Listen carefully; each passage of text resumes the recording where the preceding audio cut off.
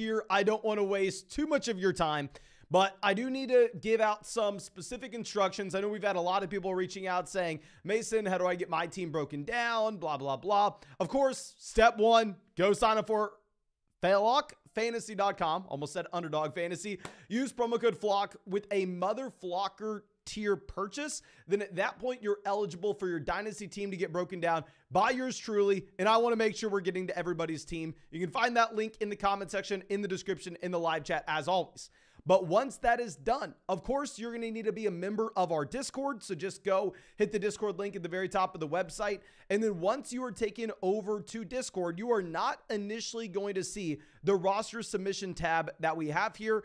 Instead, you have to go over to the Join Here tab, send your flockfantasy.com username after you made that purchase.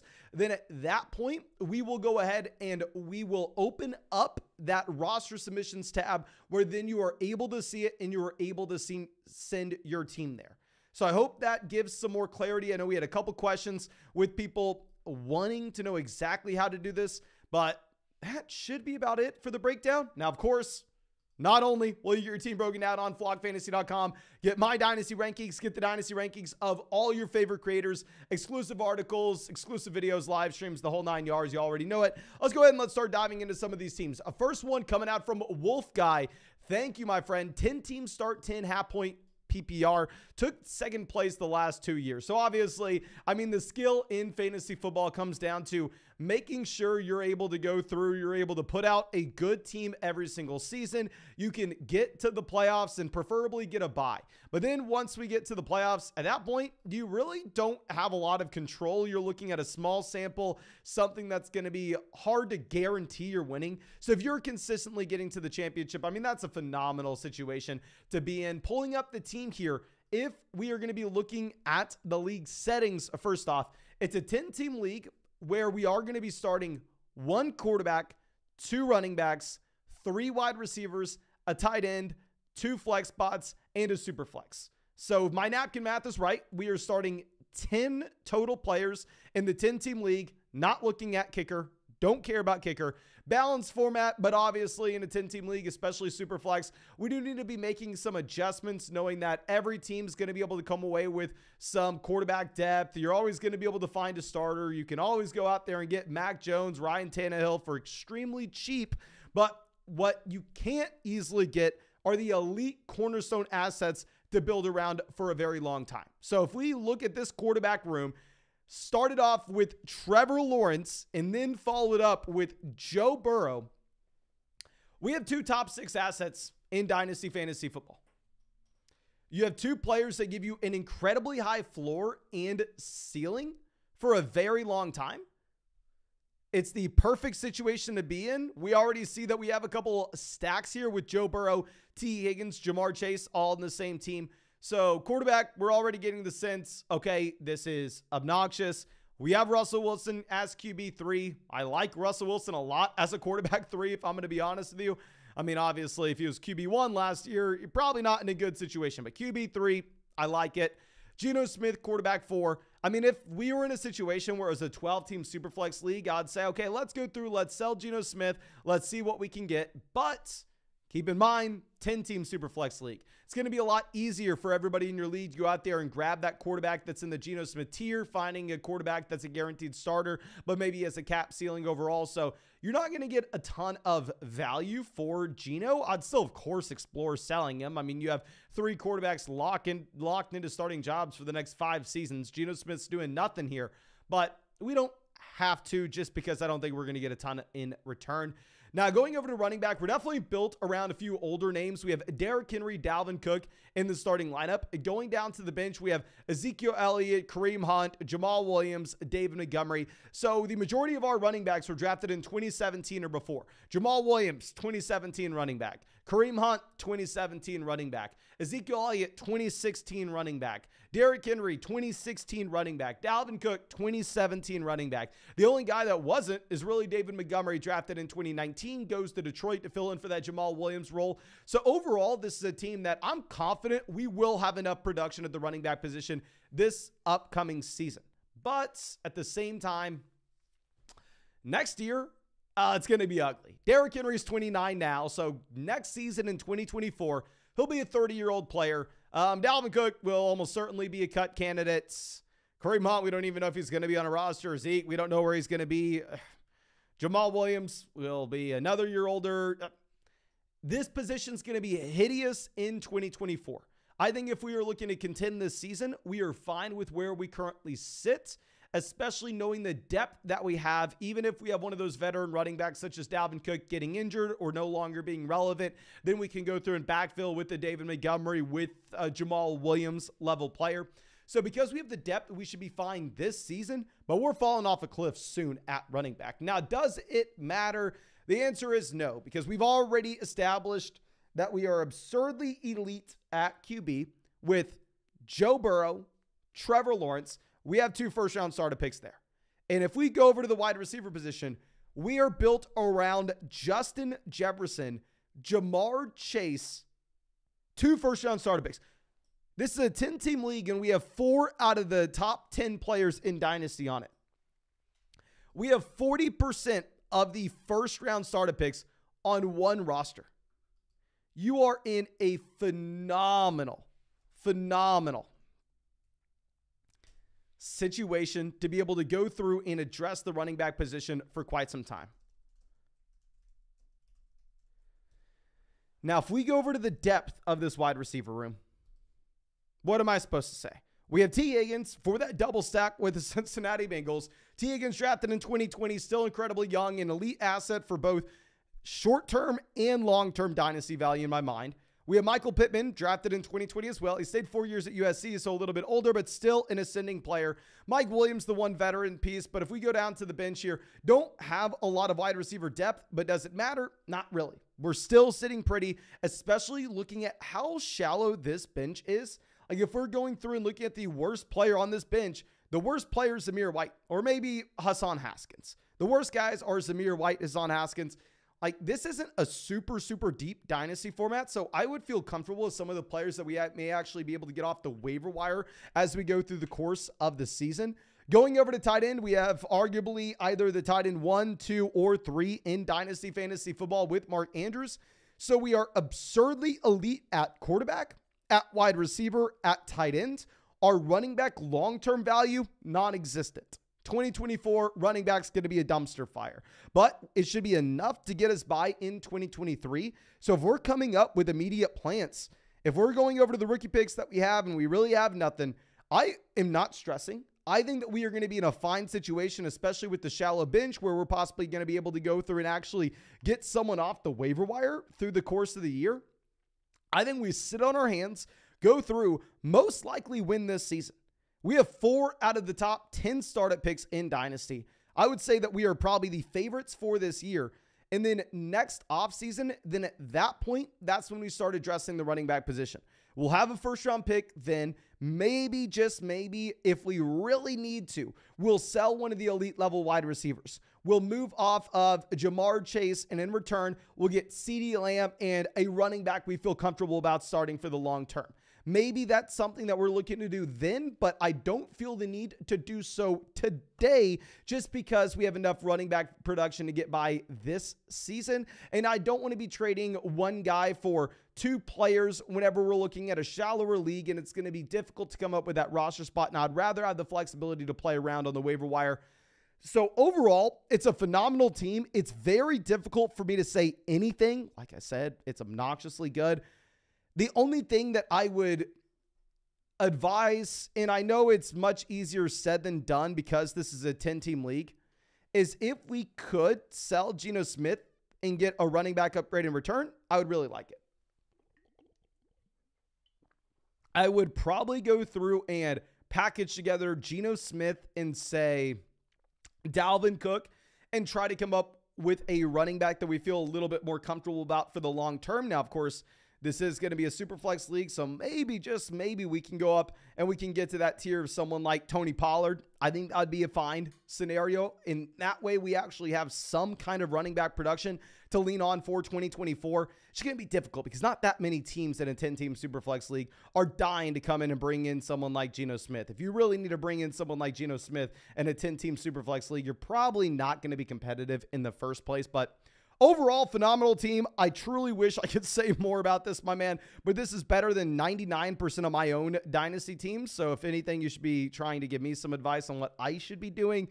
Thank you for being a part of the vlog. Thank you so much for supporting the channel. This is a little too short of a breakdown, but I don't know what else I can do. If there is anything I can do on vlogfantasy.com, please do not hesitate. Reach out to me immediately. I'd be happy to send any ideas that you have on how we can improve the site overall to the developers. I'm sure if you're going to the site almost every day, you're seeing that it's continuously being improved every single day. And I would love to incorporate some of the ideas that you have, my friend. But thank you again for everything. Now, let's swing over to a team that I'll be excited to look at, specifically because it is going to be a team from MFL. If y'all don't know, if you played Dynasty Fantasy Football back in 2014, 2015, 2016, 2017, in my mind, when I fell in love with Dynasty Fantasy Football was about 2014, 2015. There was only really one option on where you could play. That was MFL. Now, of course, Sleeper came in and changed the game. Now everybody plays on Sleeper, but we're looking at a team that's still on MFL. Very rarely do we get the opportunity to pull this up. None of my leagues are there anymore, so I do get excited when we get to just kind of go back to our glory days, if I'm going to be honest. I know that's probably a bad way to put it, and I know it's ugly for a lot of other people to look at, but I really enjoy seeing it. But anyway, coming out from Roland says 12 teams start 9 Superflex tight end premium. The key difference is this is a 1 QB, 1 Superflex, 1 tight end in 6 flex starting lineup. So sounds like an MFL league. Most MFL leagues that you're going to be playing in are going to be wild. So you're saying no requirements for running back or wide receiver leads to different roster competition. Probably think my championship window opens up after we figure out the quarterback situation. Market seems frozen on Goff in this league and others. Everyone seems to see if the Lions draft Anthony Richardson or the quarterback of the future. What's Goff's value? I see it more valuable to a contender. 103 is most likely going JSN, says he's fine with his quarterback room. Given that, I have resigned myself to creating even more work in drafting 101 Bijan, 104 quarterback 2, 105 quarterback 3, 107 Will Levis, hopefully a trade out scenario, but this is the current fallback option. 108, 110, 201, 204. Okay, we're going to try to move those for 2024 first. Can't seem to move Tony at the moment. Yeah, nobody's going to be trading for Kadarius Toney unless it's best ball, my friend. We got offered the 108 for TJ Hawkinson. You offered the 108 for Hawkinson. Yeah, definitely take Hawkinson there. Basically, should we go for the massive youth infusion, kicking a few years back to 2024, or do we just go ahead and look to trade those later picks? But anyway, super excited to pull this up. If we're looking at the quarterback position, I completely understand if we have all those first round picks and you're saying, okay, well, Mason, you know what? I probably want to be taking quarterback there. So we should probably be looking to sell guys like Jared Goff, Jordan Love. I completely understand. I mean, if nobody wants to bite on Jared Goff, I may just look to keep him until we get closer to the season. I'm kind of surprised that nobody wants to trade for Jared Goff. Seems like everywhere I look, the only thing I see is Detroit Lions hype. It seems like every other fantasy football player is a Detroit Lions fan. I mean, it is what it is. But if I had Jared Goff, I would feel comfortable holding for the time being. I don't necessarily know where his value's going. I personally think it wouldn't be a bad idea at all for the Lions to go out there and see if they can bring in another quarterback to maybe be in a pseudo competition with Goff, or maybe the long-term answer. But I think Lions fans would riot, so I'm not too worried about the Detroit Lions bringing in a QB in the NFL draft. Maybe you just look to hold until we actually get to the season. Sam Howell, I'll be surprised if he's a starter, but if he is, then maybe we can sell him in a future second for a future first. Jordan Love is also someone I'd be willing to put on the block. You know, Jordan Love has a lot of people that are just kind of fanboys of him. I would love to sell Jordan Love if we could get a 2024 first in return. But going over to running backs, really, there's nobody to highlight, but keep in mind this is a league where you don't have to start an RB. if this is a full PPR format, I literally wouldn't mind just going wide receiver, wide receiver, wide receiver, wide receiver, wide receiver in our starting lineup if we feel like that's where the most value lies. Usually it's cheaper to buy wide receiver production in Dynasty than it'll be a running back. At wide receiver, our notable names are going to be Brandon Ayuk, Jahan Dotson. Maybe we throw Alan Lazard, John Mechie in there. Not really. I would really only say that those are going to be the two names we're looking at. Kadarius Toney would be fine in this format. He's going to be better in best ball in my mind, but still, if you can't sell him, it is what it is. Now, we do have to start a tight end, I believe. So, yeah, Dallas Goedert will have value here. Very happy to build around Goedert, a younger tight end that is stepping into his prime now. Obviously, the production age window with tight ends is going to be different than what we're looking at with other positions. So I'm actually willing to buy in on possibly Dallas Goedert being an elite level tight end this upcoming season. Now, going over to what we are going to be looking at with the rookie picks, this is where we need to make some moves.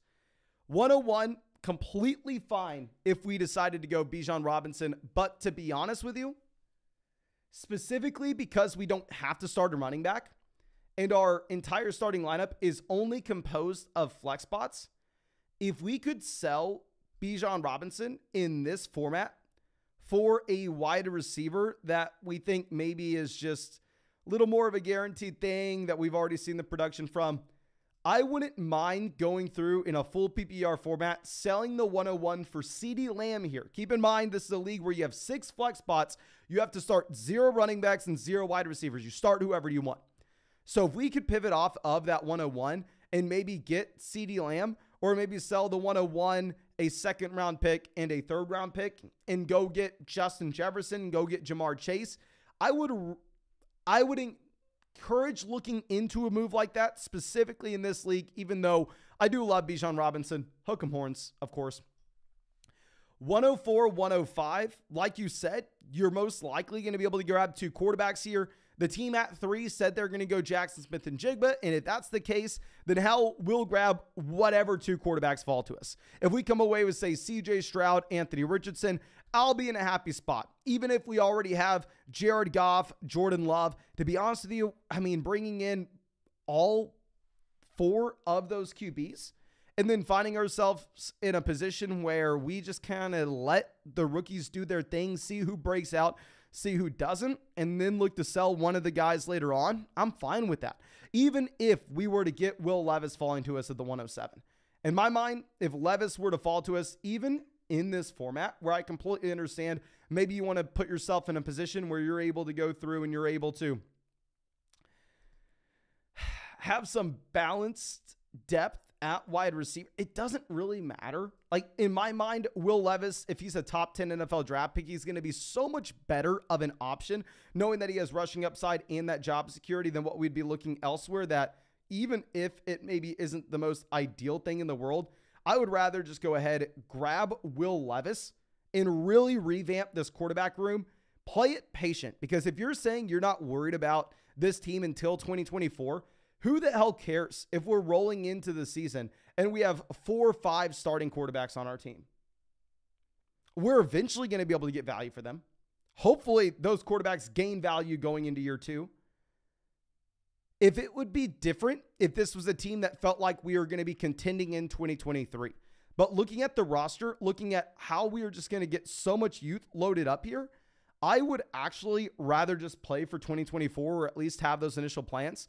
So I wouldn't mind at all going like Anthony Richardson, CJ Stroud, 4 and 5, 107 coming away with Will Levis, 108 Quentin Johnston, then 110 if we get Jordan Addison there. I'll probably just take Jordan Addison. But if Zach Charbonnet were to fall in this format, given the fact that you don't have to start a running back, we can start wide receivers in those flex spots, and we literally have 0 running backs on our team, I would probably rather go ahead and trade away that Zach Charbonnet selection if Jordan Addison does not fall, and sell Zach Charbonnet for a 2024 first in this league. Like I said, I mean, in my mind, I think that we would just sell running back production where we can, pivot over to wide receiver, because in the majority of cases, you're going to get more bang for your buck with that wide receiver investment. Hit the reset button with Zach Charbonnet into a 2024 first, and then see if that pick turns out to be the 103, the 104. And then in that scenario, obviously, if we're walking away with Marvin Harrison Jr., I mean, we are sitting pretty and super happy we made that decision. 201, 204, 206, 210. In this range, I would just love to try to move up. This isn't a super deep starting lineup league format. So if we could go through, if we could start making moves like selling, say, the 201, 204, 301, and 401, and try to move up to the 109, I would really like that. That way we could just go ahead and lock in Jordan Addison, lock in another wide receiver we feel comfortable about for the long term. Because those early second round picks, in my mind, especially in this kind of format, you're not really going to be interested in any of those borderline day 2, day 3 running backs, guys like Roshan Johnson, Sean Tucker, Tajay Spears, Zach Evans. None of those players are that interesting in this league. I would much prefer just trying to bring in as many wide receiver 2s as possible, because in a league like this where we don't have to start running backs and we just have a crap ton of flex spots, in my mind, the most ideal thing to do is have those 2 elite level quarterbacks, which I'd be very comfortable with our quarterback position after we go through and after we take all those rookies and just have so many bites at the apple. And of course, maybe a few of those guys bust, but then at the same time, maybe we hit an elite level ceiling with a few of those names. So have those elite QBs, and then at the same time, go wide receiver 2, wide receiver 2, wide receiver 2, wide receiver, wide receiver, and then don't care about running back in the slightest. At least personally, that's how I look to build my teams. I call this a hyper flex league. Like we said, you used to see these a lot when the majority of people played on MFL. A lot of people just wanted to go through and customize literally everything, which I completely understand. I mean, I played in some wild leagues back in the MFL days, but overall, I like the team. I know you were saying if we could trade the 201, 204, 206 and try to bring in some 2024 picks, of course we're going to do so. We can sell that 201, 204 and bring in a 2024 first. We're doing it in a heartbeat. I think it'll probably be a little difficult to do so, especially as we have multiple future firsts on our own right. But thank you again, my friend. If I had to just go through and summarize everything here, don't be afraid of bringing in too much quarterback value. Don't feel like you have to rush selling Jared Goff. I think that you're going to find a good price point eventually, especially if we kind of go through and monopolize the rookie quarterbacks in this rookie class, grabbing Richardson, Stroud, and Will Levis, and then just go through and try to build around wide receiver. But thank you again for everything, my friend. I really hope that that was able to help you out. I really hope you were able to get something from it. And as always, if there's anything I can do for you, please let me know. If there's any way that I can improve flogfantasy.com, I would love to do so for you. But let's swing this over. Let's go over and look at Marcus Garza's team. Thank you for everything. Says, hey, Mason, new member of the flock, and we're excited to be here. Just wanted to say I really enjoy content on YouTube. Keep up the great work. This is one of our teams we placed third last year. 12-team, 1 quarterback, full PPR, Titan Premium. Taxi allows rookies and sophomores. That's personally how I run all my leagues. I prefer having rookies and sophomores on there. Try to remove kickers, but my league mates aren't going for it. Feel like we have decent depth and might want to try to snag another stud. What are you thinking? Feel free to use the video on any platform. Update, we made a few trades. In total, we sent away Daniel Jones, Isaiah Hodgins, the 110, and received a future first. This is the guy that had the 101 this past season, and 2 future second rounders. Overall, unbelievable deal. Keep in mind, this is a 1 quarterback format, okay? In that 1 quarterback format, Daniel Jones versus 2 future seconds, about the same, right? I mean, it's in the same ballpark. Selling the 110 in a 1 quarterback league, that's going to be like Bryce Young, if you're lucky, to be honest. Instead, maybe Josh Downs. So you're like selling Josh Downs for a 2024 first. Overall, beautiful, beautiful deal. And as we pull this up, I will be interested to see what we are going to be rolling with. Okay, I'm sorry. Just give me 1 second. I think we lost our window. It is what it is. We'll figure it out.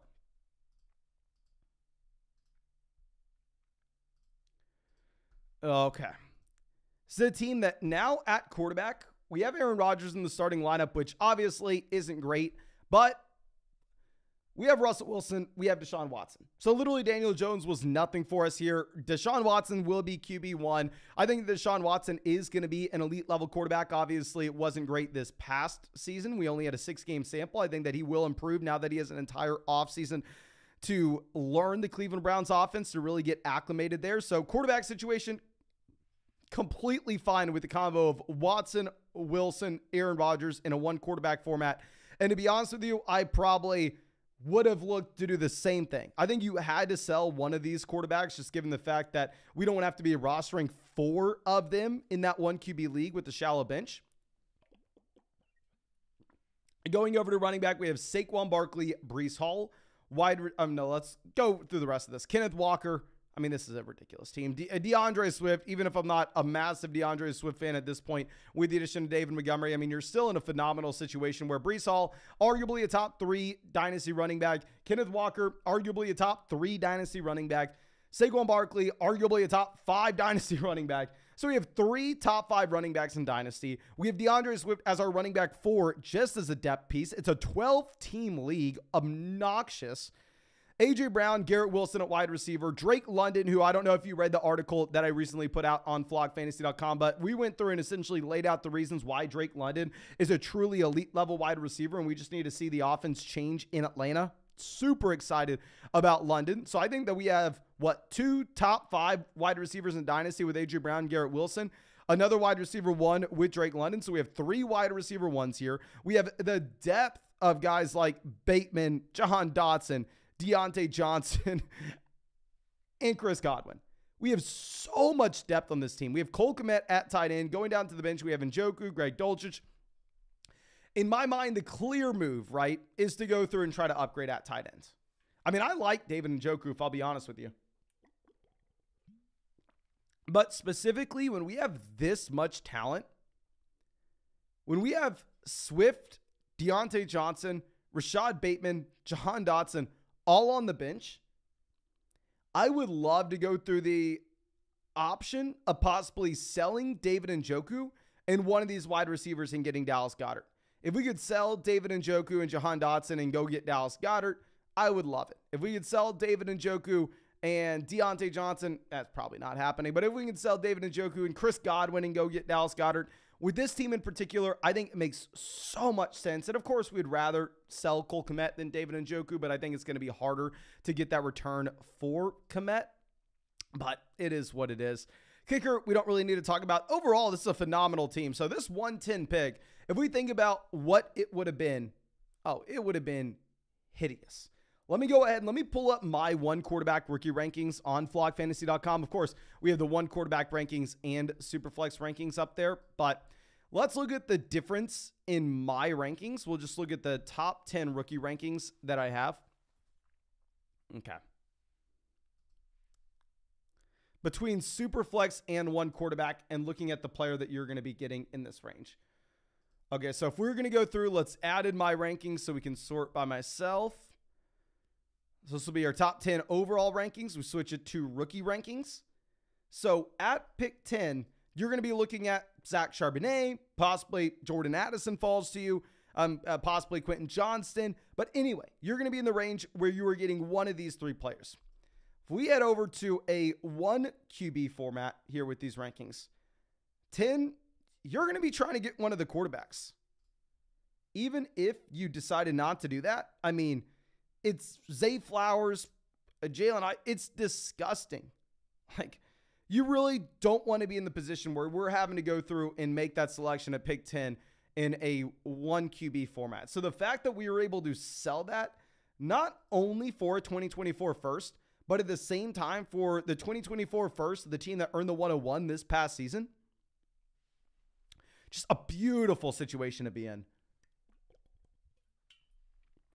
Overall, there's not much I can say with this team. It's phenomenal. The only thing that I can really say is we have so much talent, both at the top end as well as our depth, that this is a team that can afford to make the luxury move of going out there and paying for an elite level tight end. Like, there's no reason that this team should have a bad tight end. Like, I would understand it if our wide receivers were weak, or maybe our running backs were weak, or maybe it was a super flex league and we didn't have a QB2. If you don't have those things sorted out, then yeah, I mean, I understand not having an elite level tight end. It's completely fine. But if we are elite at running back, if we are elite at wide receiver, we have multiple guys inside the top 5 of Dynasty rankings at both positions, and we have all the depth in the world, then there's no excuse not to go out there and pay up for that tight end in my mind. So I think this is a team that definitely can afford it. I'd be going after Hawkinson. I'd be going after Dallas Goedert. The reason I said Goddard earlier is I just think that you'll probably get him at a little bit of a cheaper price. Now, let's go ahead and let's dive into our next team. First off, I do owe you a massive thank you, my friend, for being a member of the flock. I wish I could spend a little more time on it, but in reality, I would just be talking in circles. It's a better Dynasty team than any of mine, so what am I supposed to say? It's a phenomenal team, my friend. But let's go ahead and let's look at this next one. This one going to be coming out from, I believe, oh my gosh, we have so many teams to go through. This one coming out from Adam. Thank you, Adam, for being a member of the flock, of course. And we need to go ahead and hide that. This is going to be says, hey, Mason, always love the content. Thanks for bringing me a win in one of our Dynasty leagues in 2022. This league is a 10-team, 1-quarterback PPR start 10 league. That's first season was 2022. Started the offseason with the 105, 109, 201, 205, and 207. Used the hype of the league's first-round picks to turn those in... What? Turn those picks and fluff into Lamb, Garrett Wilson, Kyle Pitts. There's one juggernaut that makes winning in 2023 seem impossible. Okay, I haven't looked at your team yet, but if we just added Pitts, Garrett Wilson, and CeeDee Lamb for those picks and some fluff, we probably can contend. So I'm looking for 2024 and beyond to be my time. Current plan is to use all my 2024 picks to trade up for studs in that draft class to add depth. Any other suggestions? Would love for this to be on YouTube. Okay, super happy to look into this, my man. And like I said, my initial thing that I'm thinking is there'll be no real reason for us to feel like we can't contend immediately if we are able to bring some of that value in here. But anyway, let's go ahead and let's look at this.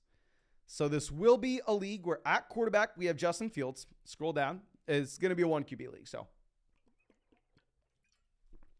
both of these guys, in my mind, are the perfect examples of quarterbacks that I want in a 1 QB format.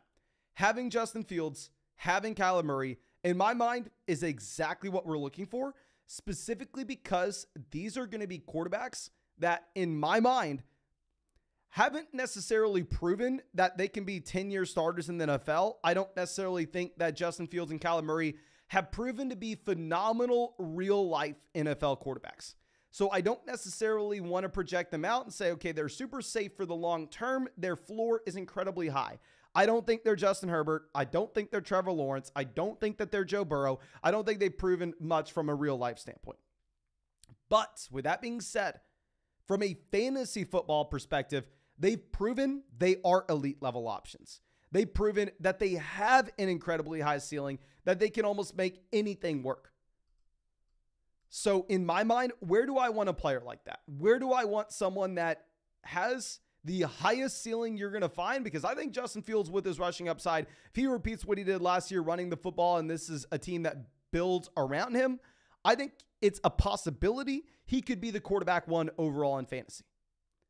So if you have that incredibly high ceiling but incredibly low floor, I would rather have you in that 1 quarterback format than super flex, because if the floor falls out from under you and you really don't end up doing anything, it doesn't hurt you much in a 1 quarterback format as it would in a super flex league. Of course, it's super easy to replace that guy. So I love having both Fields and Kyler specifically in those 1 QB formats. I think that's perfect.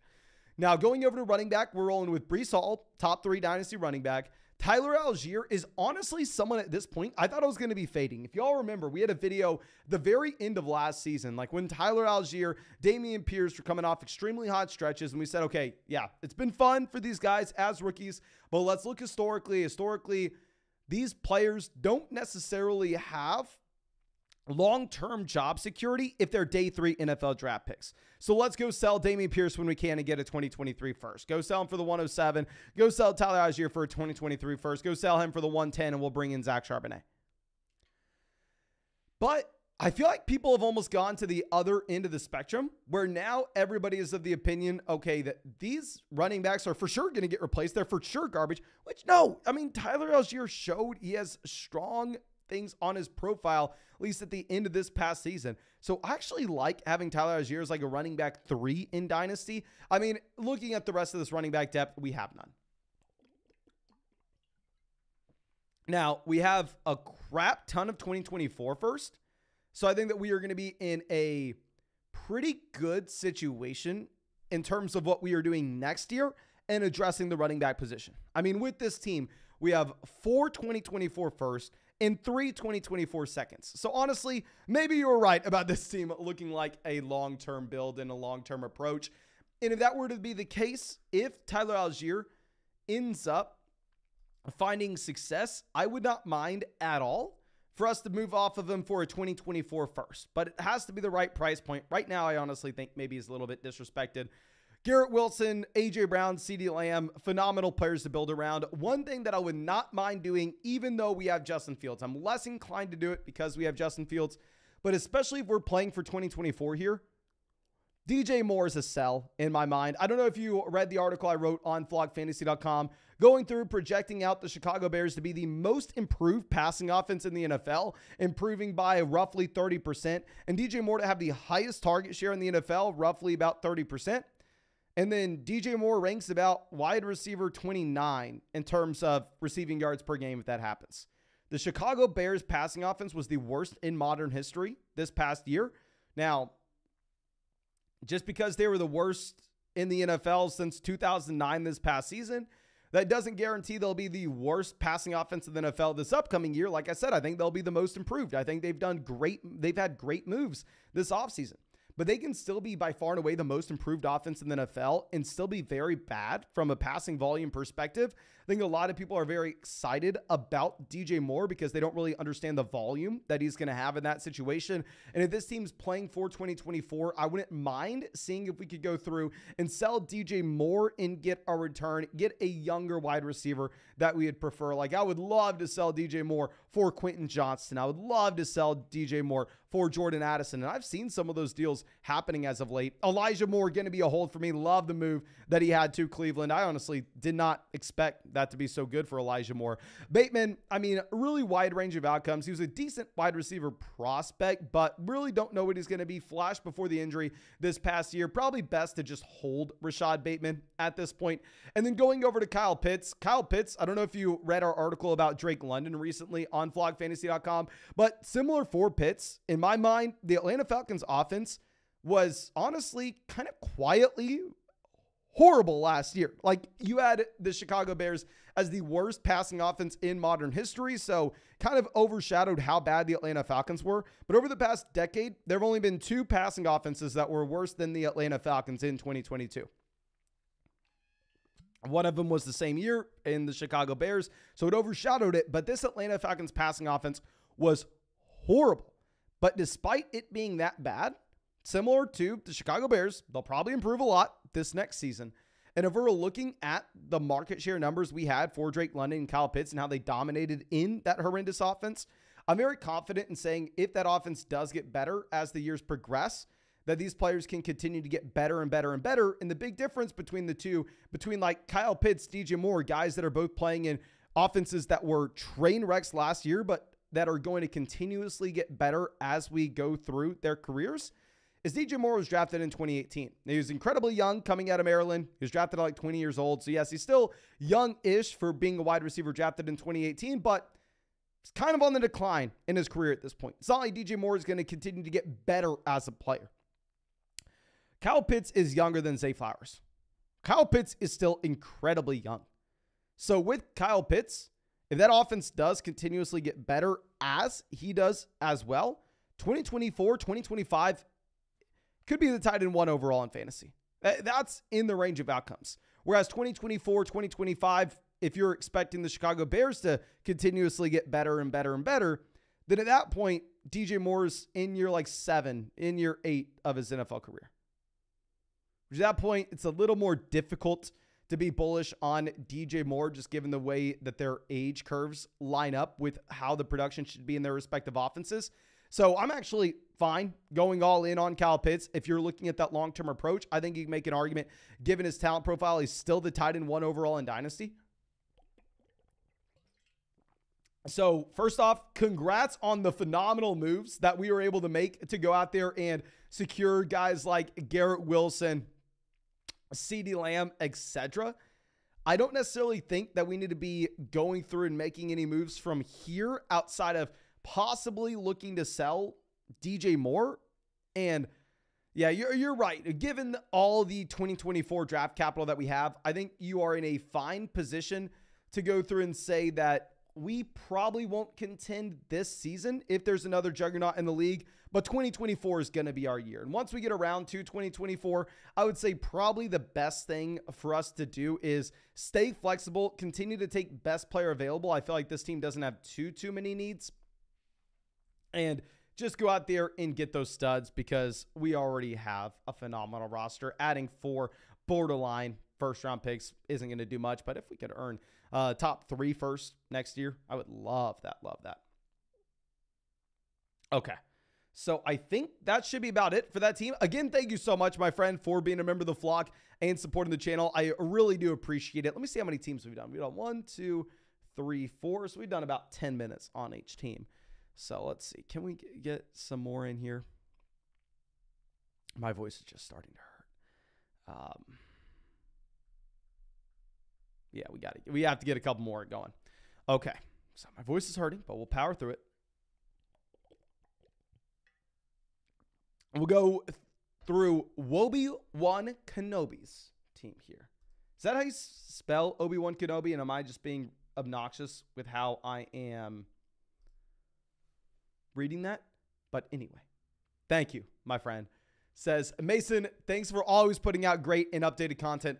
Love starting my mornings listening to your breakdowns before I head to work. This is a 10-team, 1-quarterback PPR start 10. I won our first year in 2021, but didn't want to be caught holding the bag and traded the team to start a rebuild. Okay, so that's just such an alpha move. We win the league and then immediately go, okay, yeah, I did what I needed to prove. I'm not going to be taking this down to the very bottom. We're going to be selling, hitting the reset button early, and we'll be back at the very top shortly.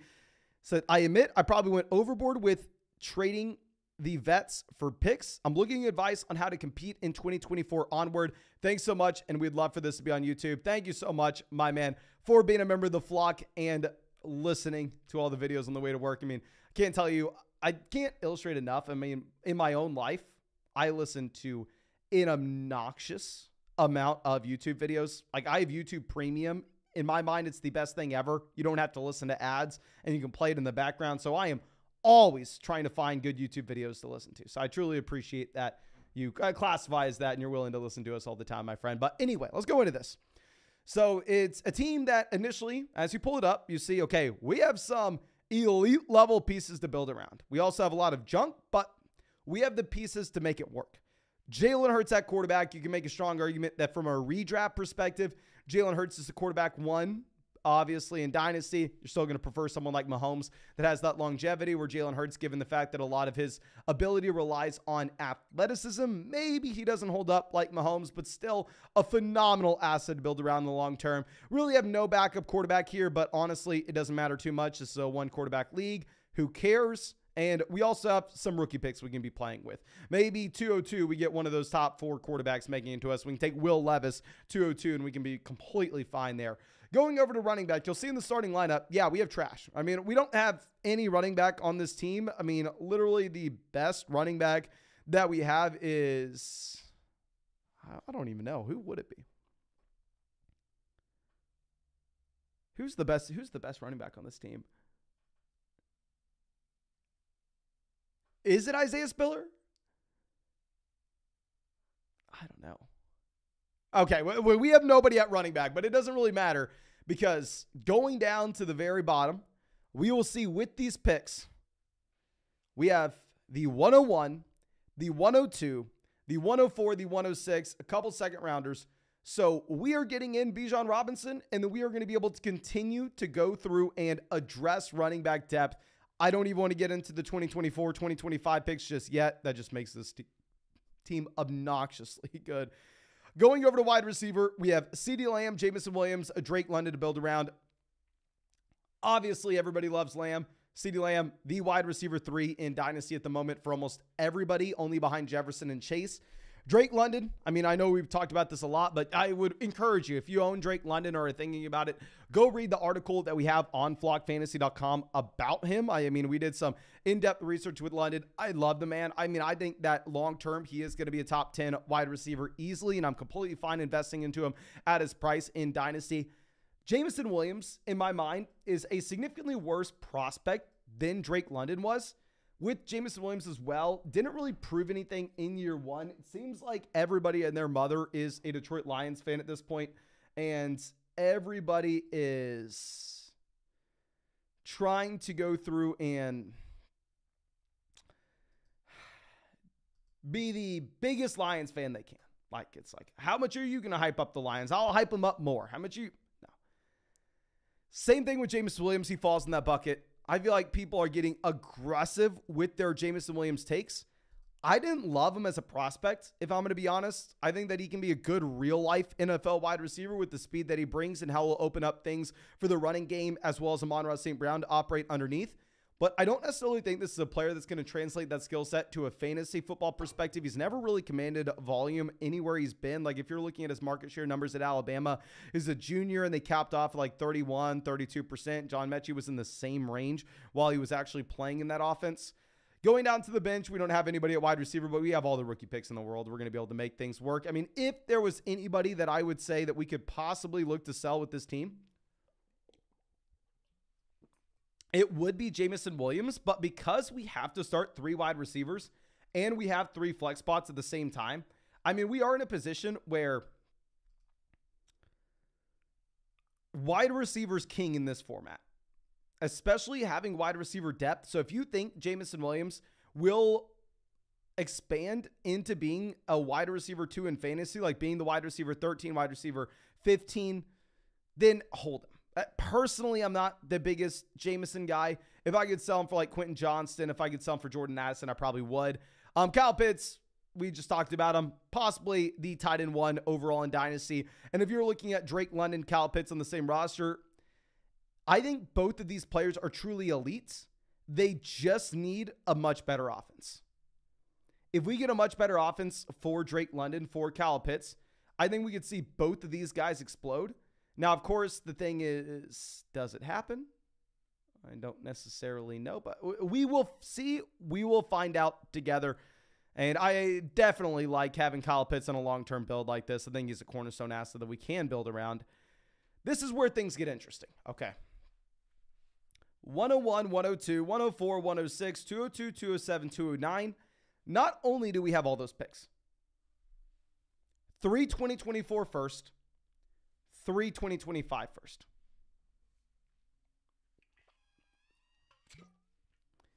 This makes this team unbeatable in my mind because we're bringing in Bijan Robinson, 101, obviously. My Dynasty running back 1 overall.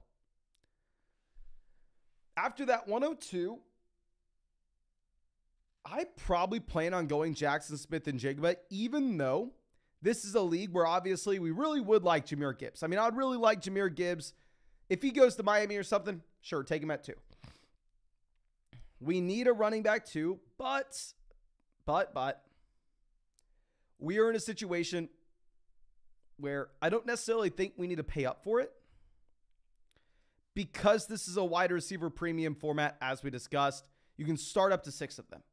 So if we can bring in Jackson Smith and Jigba, he'll still fill in a massive hole that we all have, but he slides into the flex spot. Then going over to the 104, if Jahmyr Gibbs were to fall, we take Jahmyr Gibbs there easily. And instead, it's probably going to be like Quentin Johnston. 105 will most likely be Jordan Addison. So 106, we can be looking at Zach Charbonnet. And I think we can be very comfortable there. Having a top 6 pick in a 1 quarterback format is exactly where you want to be. So in this league, how I would personally rank it, Bijan, JSN, Gibbs, Johnston, Addison, Zach Charbonnet. And I think that we go best player available. Of course, NFL draft may change a few things here. Even if we need a running back because we have the future first to play around with. And at the same time, we can start up to 6 wide receivers. So it's that wide receiver premium format. So let's just go best player available. 202, I would love it if we had a quarterback fall to us. If we get Stroud, Young, Richardson, all three of those guys will probably be late first-round picks, so we're probably not going to get them, but we can dream. And if that doesn't happen, then we can go ahead and we can see if we get Will Levis 202. 207, 209, you can take your favorite shots on those day 2, borderline day 3 RBs. Now, what is interesting is what we're doing with the future first that we have. We are not selling those future first under any circumstance until this summer. Those 2024 first round picks are guaranteed to increase in value as we go through this offseason and as we get past your 2023 rookie draft, because then when people log into Sleeper, they're not seeing all these picks in front of the 2024 first. So instead of it looking like this, it's going to look like this. And just the psychology of a Dynasty player will think, okay, these 2024 first are the soonest picks I can trade for. They're going to happen relatively soon. And then at that point, I would not mind, dependent on how our team looks after the NFL draft, to go through and shop these picks around.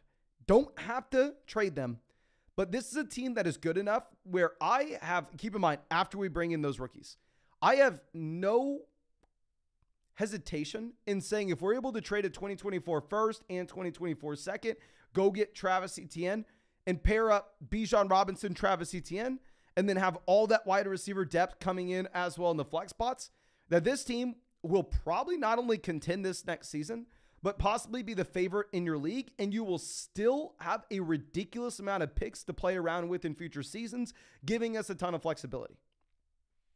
So it's a phenomenal roster.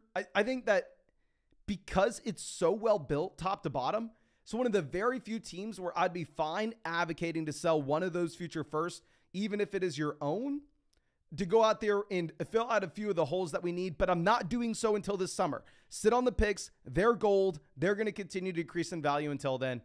But yeah, that's all I got for you. Thank you again, my friends, so much for being a member of the flock. Thank you so much for supporting the channel. I really hope this was able to help you out, and I think that's about it. If you have anything else, feel free to reach out to me. You know, I would love to improve flockfantasy.com in any way I can for you. But let me wait just a bit. My voice is killing me. I kind of want to throw on the UT basketball game. If this live stream hits 100 likes, we'll go ahead and we'll dive into another team here.